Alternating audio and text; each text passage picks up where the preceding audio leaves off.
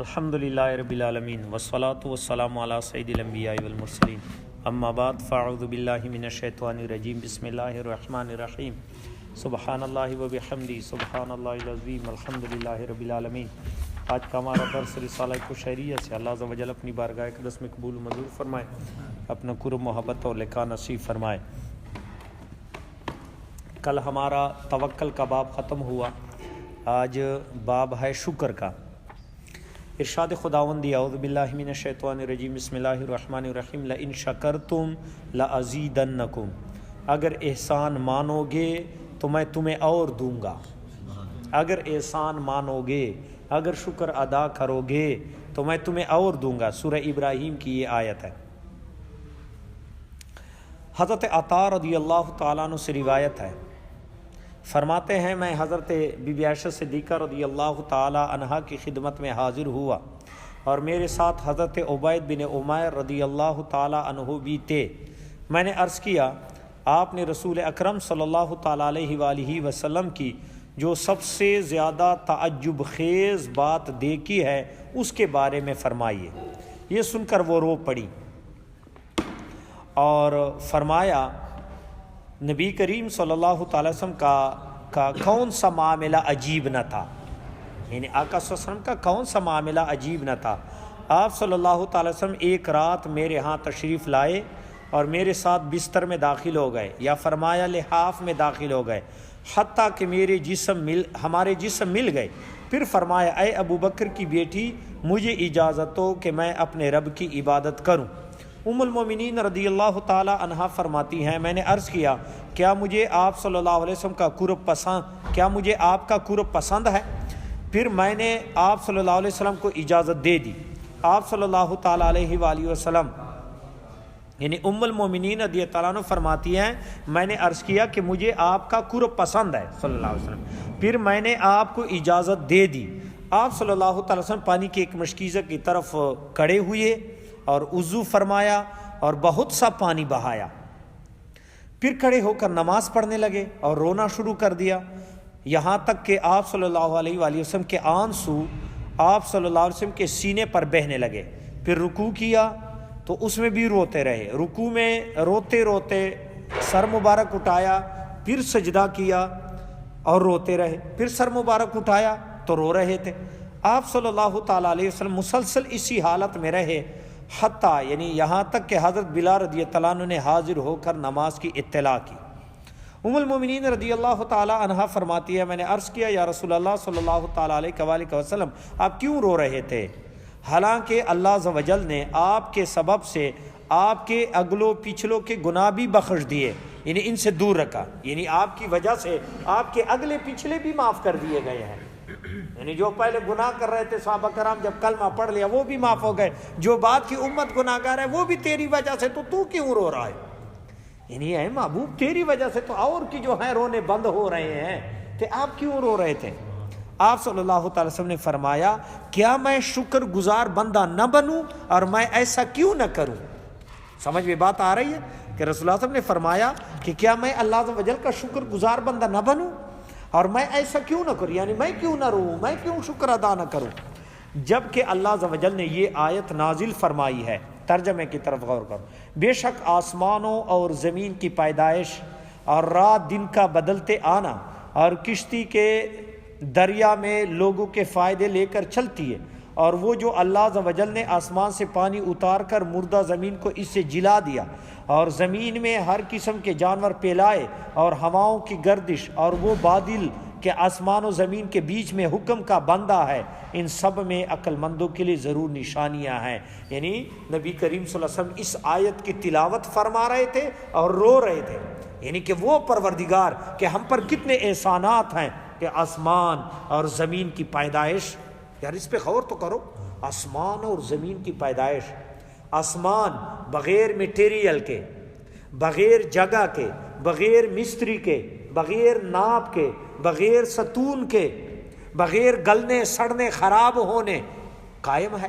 کتنا زمانہ گزرا، کتنا وقت گزرا، نہ جگہ نہ مستری نہ کوئی میٹیریل اس میں استعمال ہوا، نہ کبھی وہ آسمان گلے گا، کبھی خراب ہوگا، نہ دراڑ آئے گا. یار ایک چیز کی مدت ہوتی ہے، کتنا عرصہ گزرا، کیا آسمان میں کوئی جو ہے مستری لگاؤ کہ یار خرابی آ گئی یا پرانا ہو گیا بدل دوں گا، یا جگہ اس نے کور کیا ہوا اتنا جگہ ضائع ہو رہا ہے، یا کوئی مستری لگے ہوئے ہوں کہ یار وہ تک گئے، یا اس سے اچھا مستری بنانے والا کوئی آ جائے گا وہ بنا دے گا.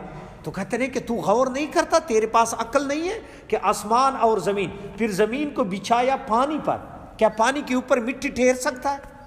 اس کے اندر ہوا پہ بھی کسی جگہ گیس آتا ہے، کسی جگہ پانی آتا ہے، کسی جگہ تیل آتا ہے، اور زمین پرت در پرت جس طرح پیاز کی چھلکے ہوتے ہیں خدا نے زمین کو پیدا کیا. اب پھر یہ زمین ہم کہتے ہیں کہ وہ تو ٹھہرا ہوا ہے، لیکن جب ہوا میں چلا جائے تو زمین ہوا میں معلق ہے، زمین ہوا میں معلق ہے. پھر یہ اتنے بڑے ستارے اور یہ کائنات اور یہ نظام اور یہ ہوا اور یہ بادل اور یہ زمین پر ہر بسنے والی مخلوق کہ اس میں درخت ہے، اس میں جو ہے پہاڑ ہے، اس میں جو ہے دریائی مخلوق ہے، فضا میں مخلوق ہے، خشکی پہ رہنے والے ہیں، یہ کتنی جو ہے اللہ. پھر دن اور رات کا بدلتے رہنا. اب یہ رات آ گئی تو چراغ سے تو جو ہے ساری روشنی پھیلائیں گے، صبح تو نہیں جو ہے لے آ سکتے، تو صبح تو اللہ تعالیٰ ہی کرتا ہے. پھر سورج کو منت ترلا بھی کر لے، سورج ہمارے اشارے پہ تو نہیں آئے گا، نہ ہمارے اشارے پہ غروب ہوگا. پھر وہ جو ہے نا وہ گرمی کم نہ زیادہ، سمجھ میں بات آ گئی کہ سردی میں جو ہے پھر وہی گرمی آ جائے یا گرمی میں وہی سردی آ جائے. اللہ تعالیٰ جل نے ایک نظام بنایا ہے، وہ وقت کا پابند ہے کہ ایک لمحے کے لیے بھی نہ دیر کرتا ہے نہ جلدی سے جاتا ہے. پھر اسی طرح چاند دیکھے، یہ اللہ تعالیٰ نے جو ہے یہ رات کا دن کا آنا، یہ زمانے بدلتے رہنے. پھر کشتی کہ لکڑی ہے اور کتنا پانی پانی ہے کہ بندہ ویسے خوفزدہ ہو جاتا ہے، اور کشتی اللہ عز و جل کے حکم سے اس میں چل رہی ہے. یہ اللہ عز و جل کا احسان ہے. اگر لکڑی میں جو ہے پتھر کی طرح جو ہے خاصیت پیدا ہوتا کہ ڈوبنا ہوتا تو پھر یہ سمندر ہم کیسے طے کرتے؟ ایک لکڑی ہے کہ اوپر تیرتی ہے اور تو کوئی چیز نہیں ہے، لوہے پہ نہیں سوار سکتے، پتھر پہ سوار نہیں ہو سکتے، ہاں کوئی اور چیز ہی نہیں، یہ لکڑی ہے. تو یہ لکڑی بھی تو اللہ تعالیٰ نے پیدا کی ہے، اور لکڑی ایسے انداز میں ہوا کہ یہ لکڑی تمہارے کام آ جائے کہ تم سمندر اس سے پار کرو. کشتی کا خصوصاً تذکرہ کیا، اور یہ اللہ عز و جل کا جو ہے بہت بڑا احسان ہے کہ انہوں نے ہمیں لکڑی عطا کر دی. یہ لکڑی، اگر لکڑی میں وہ ایسے خاصیت پیدا ہوتا ہے جس طرح لوہے میں یا پتھر میں یا کسی اور چیز میں جس نے ڈوبنا ہی ڈوبنا ہے، تو پھر ہم یہ سمندر کیسے طے کرتے؟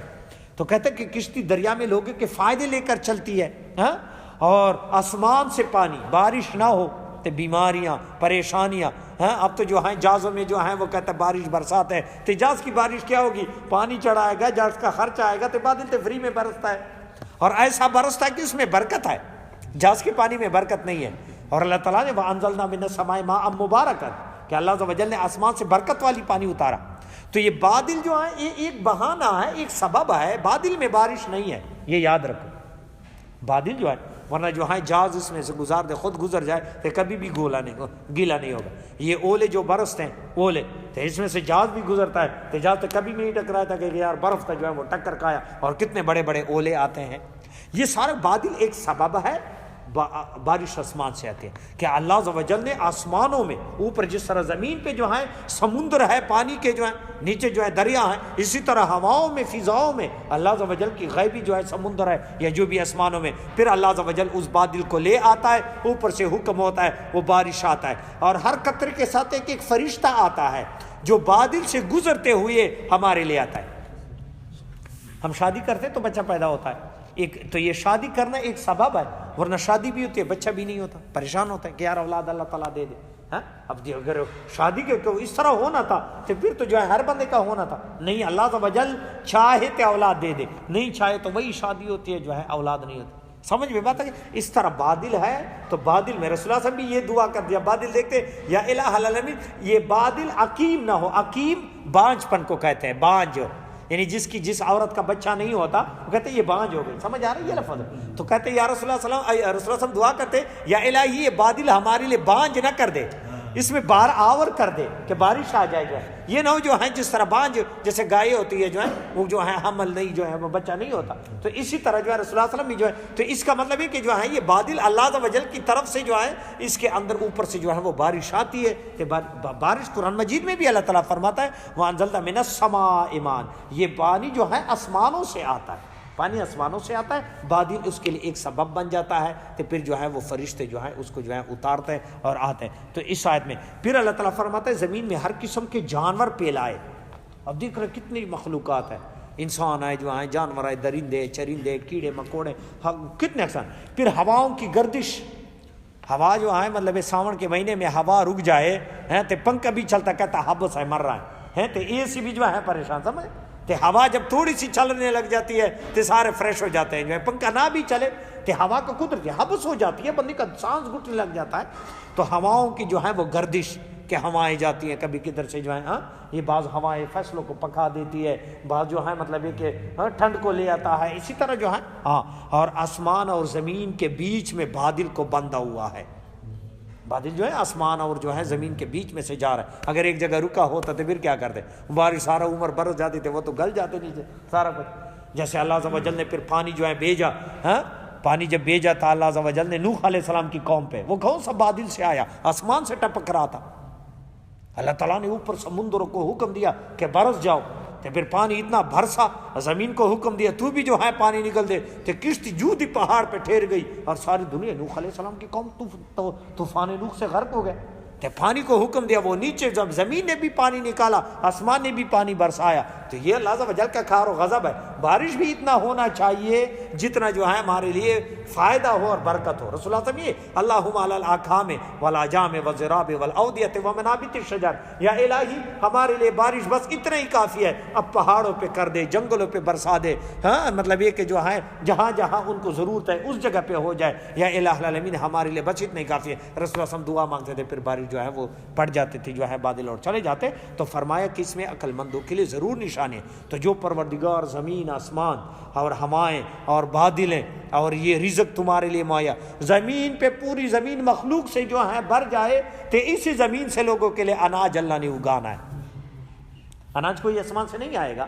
اور دیکھیں آپ دیکھ رہے ہیں آبادی بھی بڑھ رہی ہے تو گندم بھی زیادہ مل رہا ہے۔ پہلے زمانے میں لوگوں کو اتنا گندم نہیں مل رہا جتنا آج کل گندم مل رہا ہے، کیونکہ سائنس نے بھی اتنی ترقی کی، جو 10 ٹائم ہی اگاتے۔ اب دیکھیں جو ہے پہلے گرمی میں لیمو ملتا تھا، اب ہر مہینے لیمو ملتا ہے، امرود بھی ملتا ہے، وہ کہتا ہے چائنا حساب کتاب آ گیا، تو سارا چاہے مطلب یہ کہ یہ بھی عقل ہے، اللہ تعالیٰ پیدا کرتا ہے، انسان کو عقل دیا تو انسان نے ایسے جو ہے ایجادات پیدا کیے کہ وہ جو ہے ہر مہینے چیز اس سے جو ہے وہ اگاتا ہے۔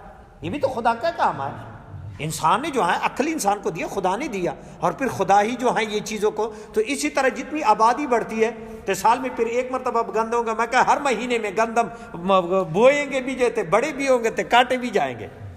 فی ایکڑ پیداوار 3 گنا بڑھ گئی ہے پہلے سے۔ اور دیکھ لو تو آبادی بھی تو بڑھ رہی ہے۔ اب پہلے فیصل آباد نہیں تھا، اب دیکھیں کتنی آبادی، پہلے یہاں گندم تھے تو آج آبادی ہے ادھر، تو جتنی یہاں آبادی پھیل گئی تو گندم کم ہونے چاہیے تو گندم اس سے زیادہ ہو گئے۔ تو جتنا مخلوق بھی بڑھتا ہے اللہ تعالیٰ اتنا ہی رزق بھی بڑھاتا ہے، اور آسانیاں بھی آ رہی ہیں۔ پہلے اتنی آسانیاں تھیں جس طرح آج کل آسانیاں ہیں۔ تو یہ ہے کہ پھر انسان کو یہ اس لیے کہ اللہ تعالیٰ فرماتا ہے کہ پھر انسان تو مجھ پہ توکل کرے، میری طرف جو ہے تو شکر ادا کرے، میرا احسان مان جائے۔ ہاں آپ باپ دادے پہ جو ہے غور کریں، ہاں کہ وہ جو ہے کہیں جاتے تھے موبائل بھی نہیں ہوتا تھا، پتہ بھی نہیں چلتا تھا۔ اب امریکہ میں بیٹھا رہتا تھا، ادھر سارا کچھ دیکھ رہا ہے کہ کچھ کھا رہا ہے یا کمرے میں سویا ہوا ہے، کام کر رہا ہے، کوئی آپ کو فکر بھی نہیں ہے، سارا کچھ ہو رہا ہے۔ تے منٹ میں جو ہے ادھر بندہ فوت ہو جاتا ہے، امریکہ میں بندہ ادھر جن کی طرح حاضر ہو جاتا ہے۔ پہلے سلیمان علیہ السلام کا جو ہے وہ تک لے رہے تھے، سائنس نے قرآن کو سچ ثابت کر دیا۔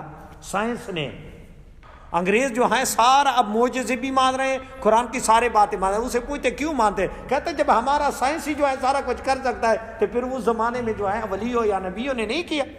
سلیمان علیہ السلام کا تخت آیا تھا تو کہاں سے کہاں تک آیا تھا پلک جھپکنے میں، تو اب امریکہ میں جو ہے جہاز میں بٹھا دیتے، ادھر لے آ۔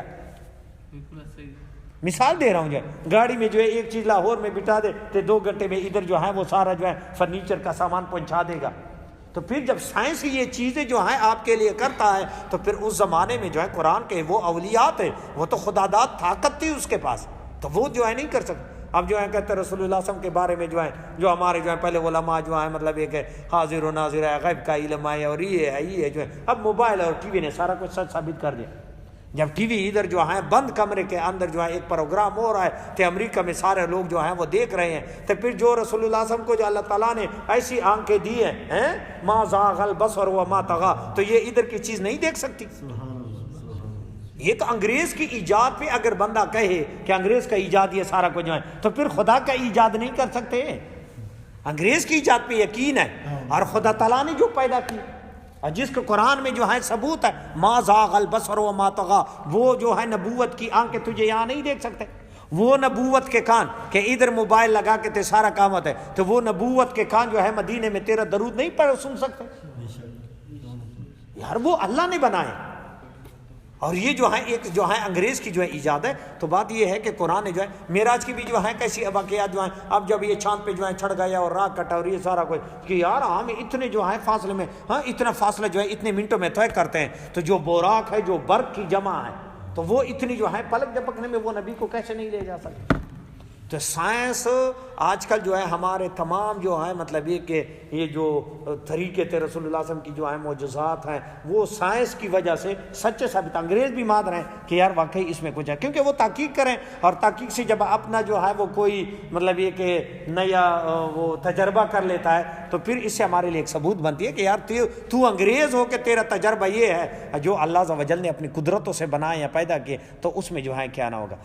شکر کی حقیقت، استاذ ابو علی دکاک رحمۃ اللہ علیہ فرماتے اہل تحقیق کے نزدیک شکر کی حقیقت یہ ہے کہ انعام کرنے والی ذات کی نعمتوں کا خضوع کے ساتھ اعتراف کیا جائے، خضوع یعنی عاجزی کے ساتھ، سمجھ میں بات ہوگی؟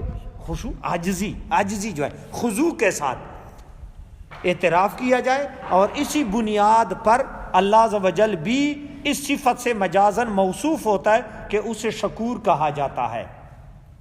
یعنی اللہ عز و جل کا نام جو ہے شکور جو ہے، اللہ تعالیٰ کا نام ہے شکور، قرآن مجید میں جو ہے یہ نام جو ہے وہ آیا ہے، تو یہ مطلب یہ کہ احسان پہ احسان کرنے والا، یہ معنی جو ہے اس کا جو ہے شکر کرنے والا ہے، یا تو شکر کی توفیق دینے والا یا احسان کرنے والا، کیونکہ ہم نے جو آیت میں پڑھا لئن شکرتم احسان مانو، تو شکور احسان کرنے والا، سمجھ میں بات آ گئی؟ وہ پھر شکر کرنے والے میں نہیں آتا، وہ شاکر ہوتا ہے، شاکر شکر کرنے والا، اور شکور جو احسان کرے، یعنی شاکر احسان ماننے والا، اور شکور احسان کرنے والا، شکر کی توفیق دینے والا، جیسے شکر کی توفیق دینے والا، سمجھ میں بھائی؟ جیسے صابر اور صبور، اللہ تعالیٰ کا نام ہے صبور، سمجھ میں بھائی؟ صابر یعنی برداشت کرنے والا، اور صبور جو ہے صبر کی توفیق دینے والا، سمجھ میں؟ یا تو گناہ کر رہا ہے تو وہ برداشت کرنے والا، کہ وہ اتنی جلدی تجھ پر عذاب نہیں بھیج رہا کہ چلو توبہ بھی کرے گا، سمجھ میں بات آ گئی؟ صبور ہے کہ وہ تیرے گناہ دیکھ رہا ہے لیکن وہ برداشت کرتا ہے کہ چلو کوئی نہیں جو ہے توبہ کر لے گا تو میں توبہ معاف کروں گا، سمجھ آ گئی؟ تو یہ جو ہے کہتے ہیں کہ اسی بنیاد پر اللہ عز و جل بھی اس صفت سے مجازن موصوف ہوتا ہے کہ اسے شکر، اس کا مطلب یہ ہے کہ وہ بندوں کو شکر کا بدلہ عطا فرماتا ہے، پر شکر کے بدلے کو شکر کہا گیا ہے۔ جیسے ارشاد خداوندی ہے وَجَزَاءُ سَیِّئَةٍ سَیِّئَةٌ مِثْلُهَا، اور برائی کا بدلہ اسی کی برابر برائی ہے۔ یہ بھی کہا گیا ہے کہ اللہ عز و جل کی طرف سے شکر یہ ہے کہ وہ توڑے سے عمل پر بہت زیادہ ثواب عطا کرتا ہے، سمجھ میں بات آ گئی؟ ہاں، ہمارا شکر تو یہ ہے کہ توڑی سی نعمت پہ اس کی بہت زیادہ حمد و ثنا بیان کرے، شکر اس چیز کا نام ہے کہ توڑی سی چیز دے دی تو بہت زیادہ تعریف کرے، تو اللہ عز و جل کی طرف سے یہ ہے کہ تو توڑا عمل کرے تو تجھے بہت زیادہ ثواب عطا کرے، وہ بھی تو احسان کہتے، اس لیے کہتے نہیں اللہ تعالیٰ جو ہے حدیث قدسیہ میں ہے کہ اگر تو میری توڑی نعمتوں پہ راضی ہے تو میں تیری توڑی عبادت پہ بھی راضی ہوں، اگر تو میری توڑی نعمتوں پہ راضی نہیں ہے کہ مجھے اتنا ہی ملا یہ تو پھر اللہ تعالیٰ کہتا ہے میرے لیے بھی بہت اعلیٰ عبادت کرے کیونکہ میں تمہارا پروردگار ہوں۔ اور کہتے جیسے اہل عرب کہتے ہیں دابۃ شکور، یعنی وہ جانور جو اس چارے کے مقابلے میں زیادہ موٹا ہو جو چارہ اسے دیا جاتا ہے، تو کہتا ہے یہ جانور جو ہے شکور ہے، یعنی چارہ تھوڑا دیتے ہیں اور یہ جو ہے زیادہ فرما۔ پس یہ بھی کہا جا سکتا ہے کہ حقیقت شکر یہ ہے کہ محسن کے احسان کا ذکر کر کے اور اس کی تعریف کی جائے، محسن کا جو اللہ تعالیٰ احسان کرنے والا ہے تو اس کا احسان کا ذکر کیا جائے۔ ہم جو جلوس نکالتے ہیں تو یہ اللہ عز و جل کا احسان ہے ہم پہ کہ اپنا محبوب دیا، تو اس محبوب کی جو ہے خوشی میں شکریہ، سمجھ میں؟ تو شکریہ کا بھی طریقہ ہے کہ اللہ عز و جل کی حمد و ثنا ہو، خیرات ہو، ہاں مطلب جاتی ہوئی عنایت خوانی ہو، یہ ہو جو ہے. اب شکریہ کا یہ طریقہ تو نہیں ہے کہ تو الٹے کام شروع کرے. اللہ عز و جل کا شکر ادا کرنا ہے کہ الہی تو نے احسان کیا، ہم گناہگار تھے، اتنا بڑا محبوب عطا کر دیا. اور خود قرآن میں لقد من اللہ علی المومنین، اللہ تعالیٰ فرماتا ہے میں نے مومنین پہ بہت بڑا احسان کیا. تو اس احسان کا ایک شکریہ ہے، اور شکریہ یہ ہے کہ عبادت کی جائے، درود پڑھا جائے، ہاں، اور اس بات پہ خوشی ہو، اور وہ بھی شریعت کے دائرے میں، نہ کہ جو ہے غلط طریقے. تو یہ محسن کے احسان کے کا جو ذکر کر کے اور اس کی تعریف جو ہے وہ کی جائے، تو پھر جو ہے اس کی تعریف کرنا. تو یہ شکر کی جو ہے اگلے پھر اقسام بھی آتے ہیں. ہم علینا الا البلاغ المبین، باقی کل بیان فرمائیں گے. اس پہ سوال کر سکتے ہو.